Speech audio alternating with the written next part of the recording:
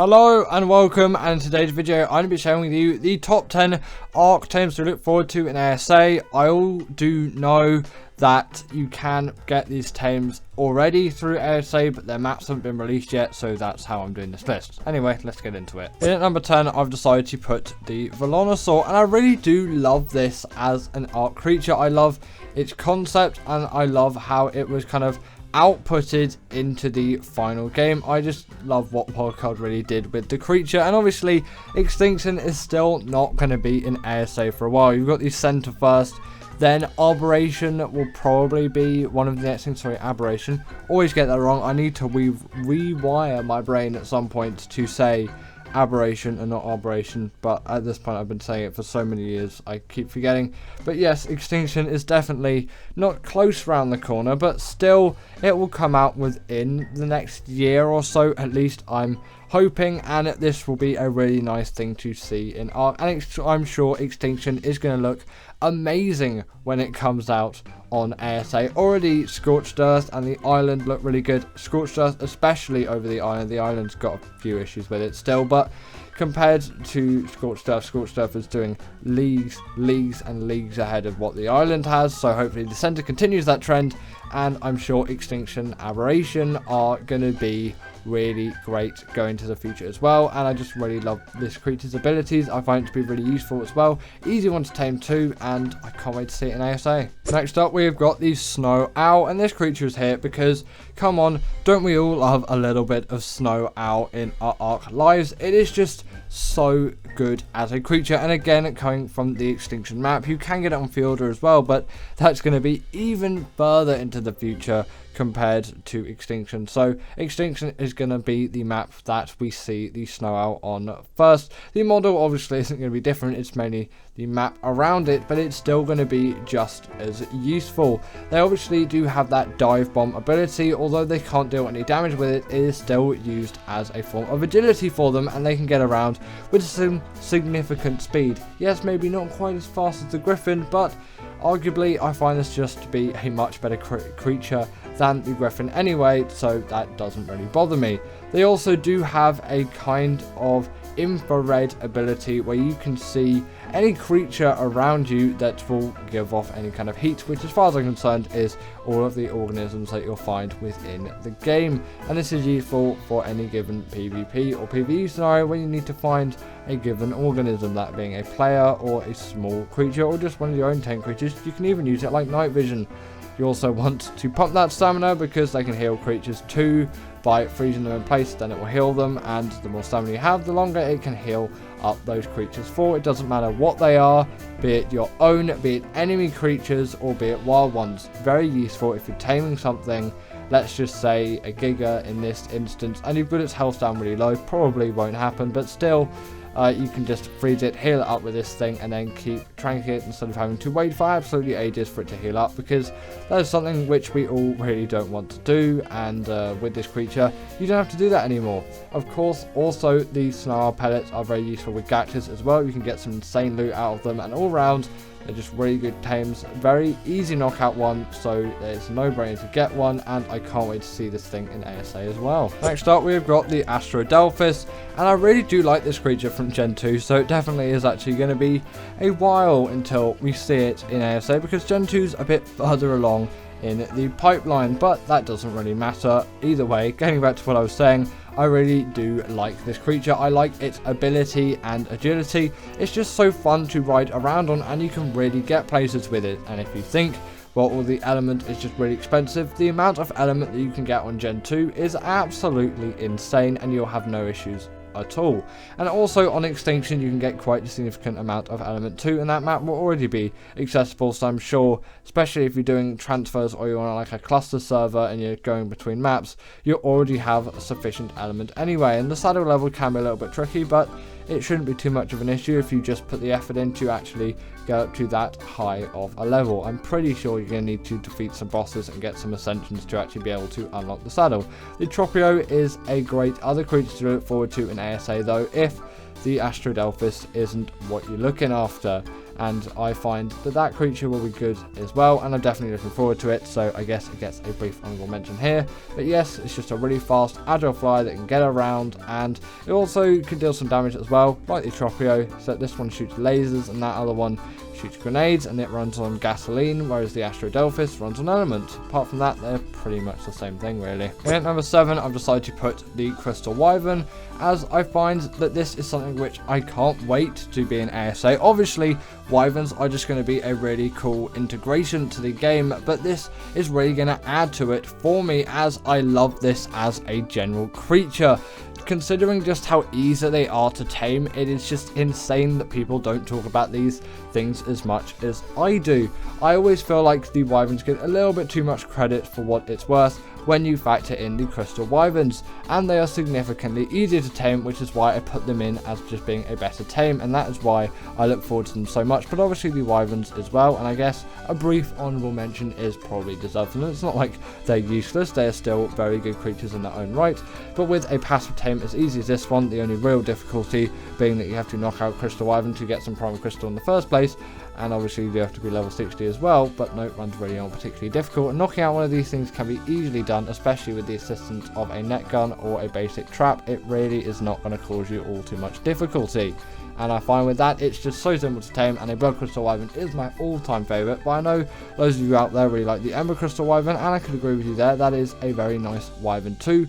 All really great tames from the Crystal Wyvern family, and when they're this easy to tame and you get yourself the full Wyvern experience, if not better, because I find the elemental abilities are more useful, it is a no-brainer, and I really can't wait for these things to be an ASA. And I find as maybe more of these creatures are in the game because of what maps are out, I like the game even more. The Rock Drake, another aberration tame, finally said it right for once, is a creature which I'm sure we're all really looking forward to when it comes to ASA. Obviously, aberration, like I've said before, is going to come up relatively soon in the scheme of ASA in terms of just when maps are going to release, as it isn't too far on. You can still probably expect to wait at the most a year, I'm going to say for it. Weird way of phrasing it, but either way, at the most a year, and then this thing will probably very comfortably be in the game, and I can't wait to start using this creature again in ASA. Obviously, I use it a lot just generally all the time, and especially when I was playing Aberration.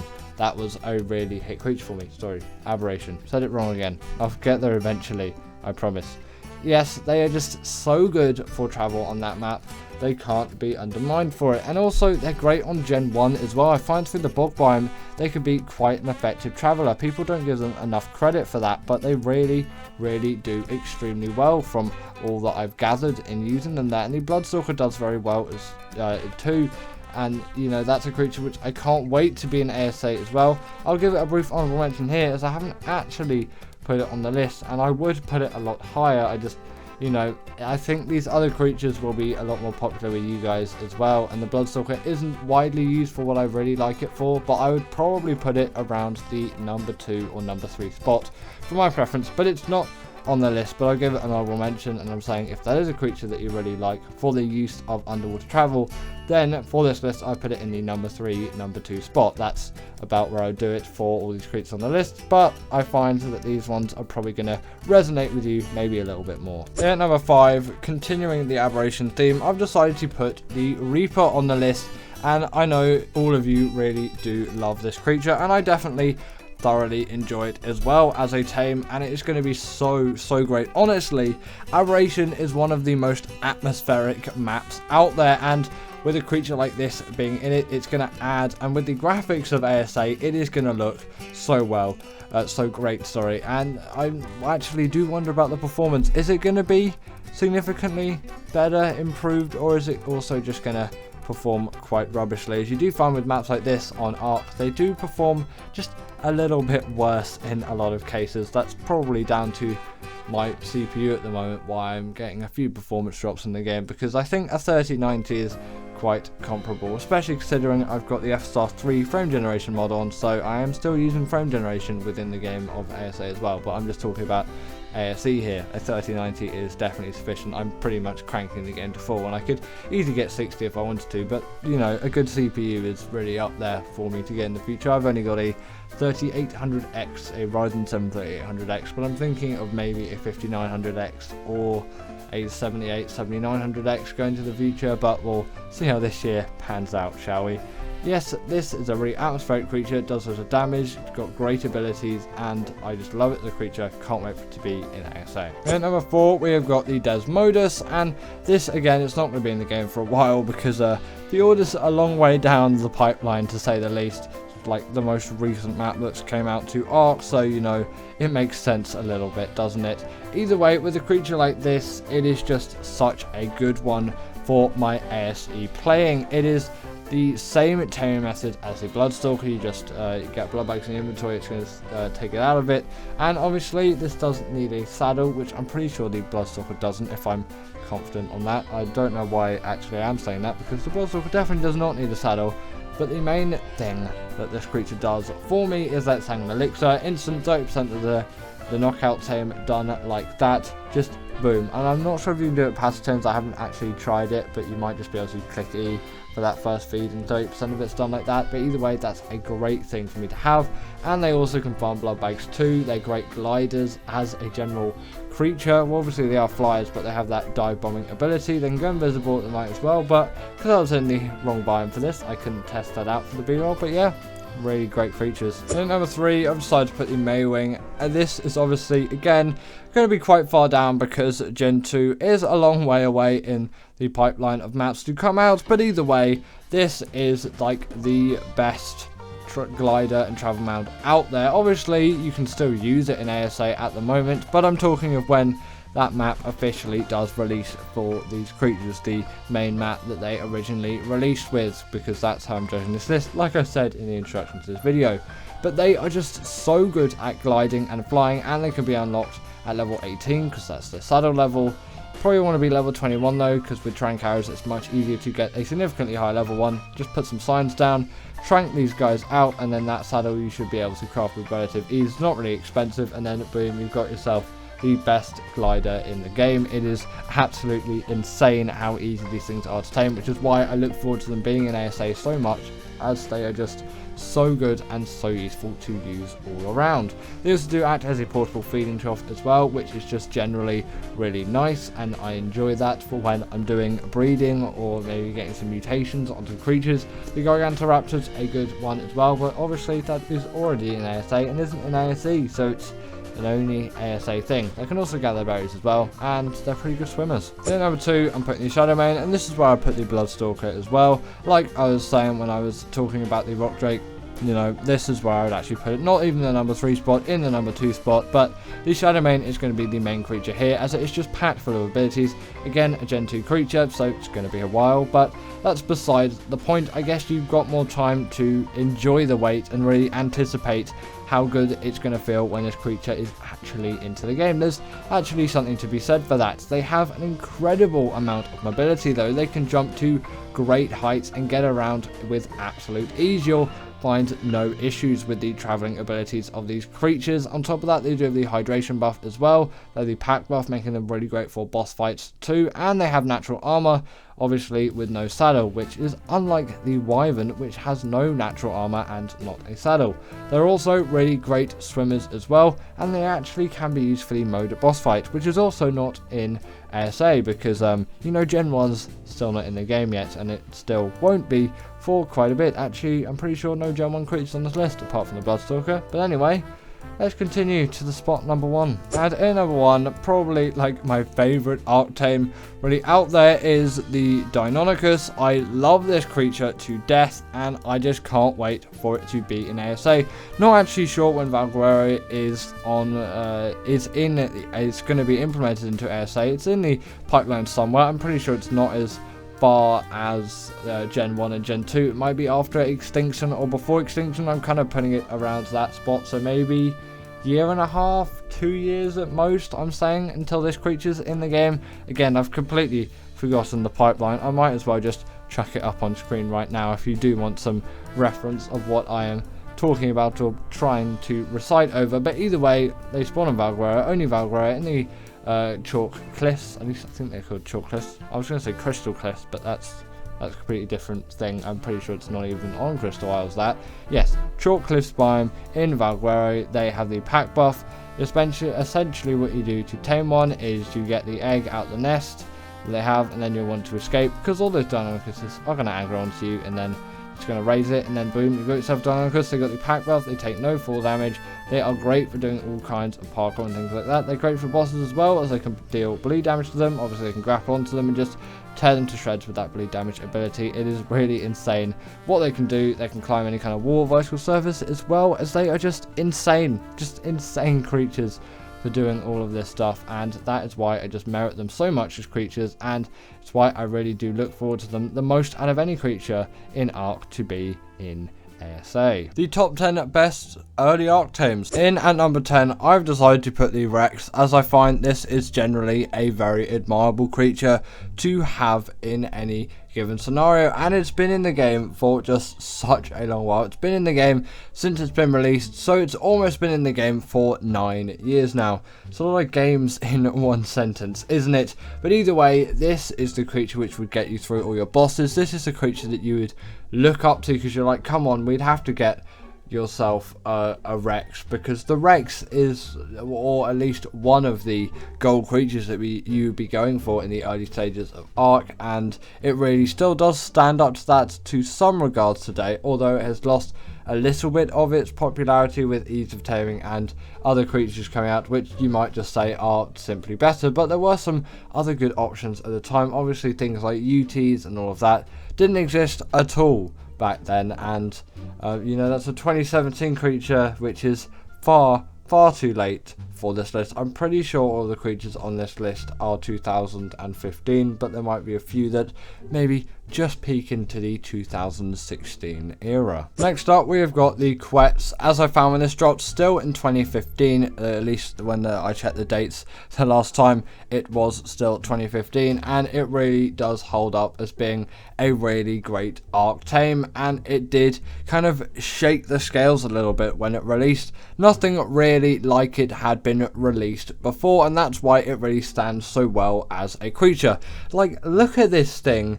It is a flying animal in which that you can put a platform side on the back of it. You could build your own base on the back of this thing. That was just so mind-blowing at the time, and it really deserves a place on this list for that for me. But due to it just being a little bit later on, and then also a nerf quite soon after, I do have to demote it quite a lot. And there are some other creatures which I thought were a lot more exciting, and this concept was definitely very exciting to me, but it didn't really grip me the most. But I still have to put it in here, as it did make a lot of impact to a lot of Ark players. But I rarely used this thing at the time, and I rarely use this thing now, and I rarely have. I'm sure we all know the Dimorphodon. This actually made a massive impact on me when this was first released into the game. I was like, wait, what? This tiny thing, and it can just do so much damage and attack creatures. And I used this all the time. I would have like a whole big massive pack of Deinonychus behind me, and then boom, like that, they would all go in on those creatures. And yes, I definitely lost a few in my time, but I really did enjoy using these creatures. A very nice, neat addition, and still a 2015 Ark Tame. In at number 7, we have got the Ichthyosaurus, and this really did captivate me as someone who enjoyed the Ark Ocean at the time, and I maybe know that's not the best thing, especially for a beginner, to look out to, because, you know, the Ark Ocean is a very hostile place, but back then there really wasn't all too much in it and to it,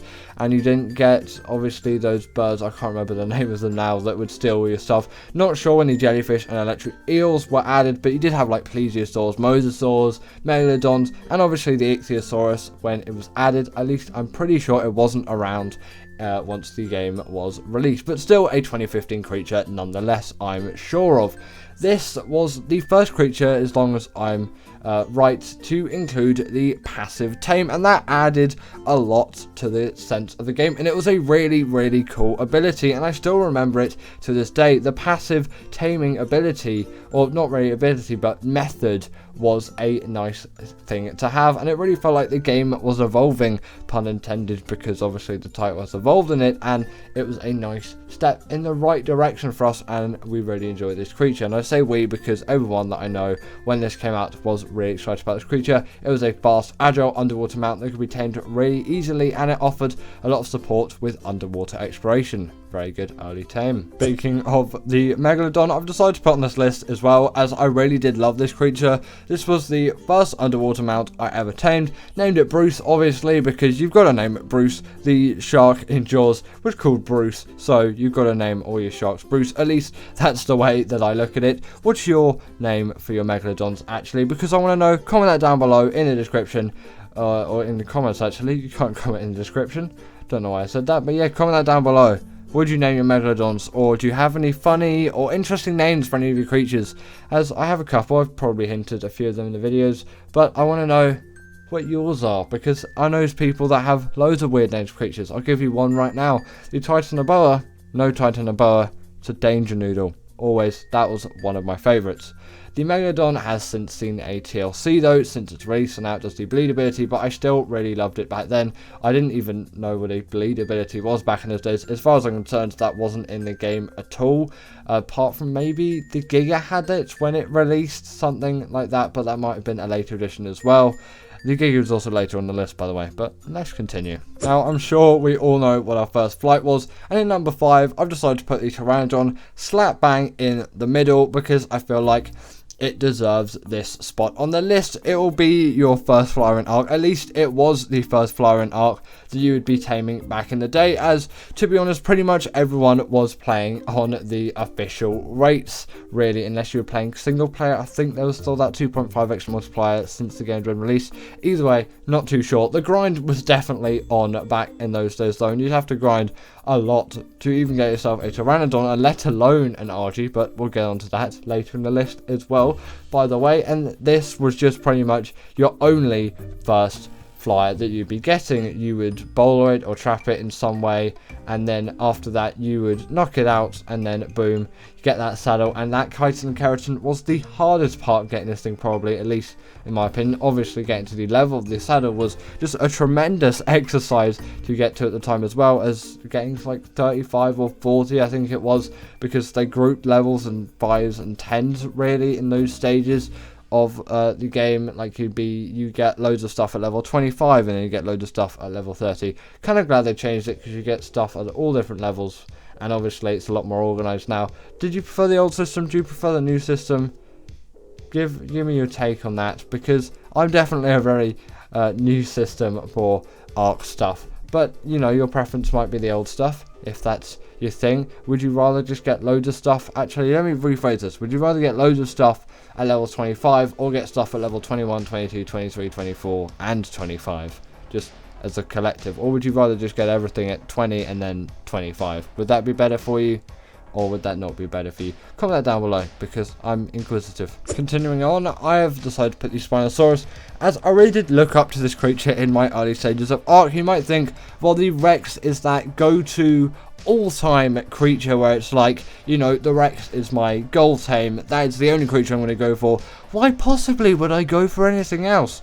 Well, the Spino was really one of my go-tos back in the day. It just seemed bigger and scarier and able to do more damage, and just a beefier creature. It really just was one of those tames where I was like, I really do love it for all of its attributes, and I did definitely enjoy it as an Ark creature. To have this thing on your side was absolutely insane. I thoroughly enjoyed it, and when I first tamed one, I was on top of the world.